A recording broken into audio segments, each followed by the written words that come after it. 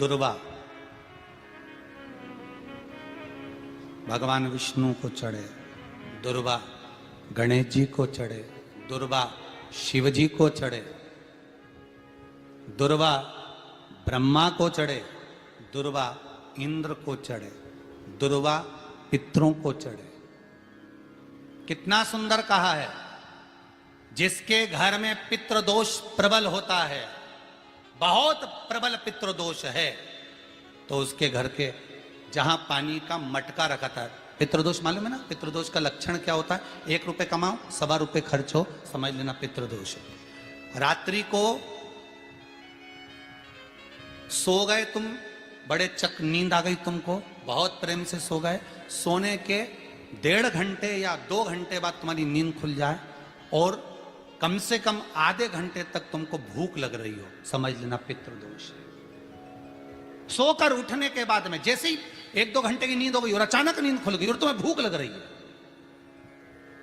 भूख लग रही है, प्यास लग रही है बहुत तेज, अभी सोए हो 1.5 घंटा ही हुआ, 2 घंटा ही हुआ, भूख लगने लगी, बहुत तेज भूख लग रही है, समझ लेना पितृदोष है। पितृ भूखे हैं, भोजन की याचना कर रहे हैं,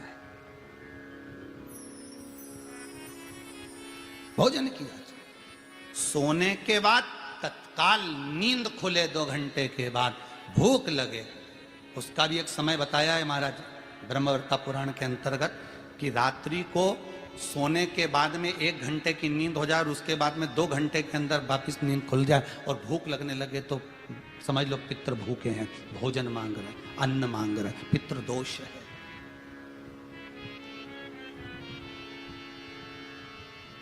पितृदोष का कुछ कुछ वर्णन किया गया है।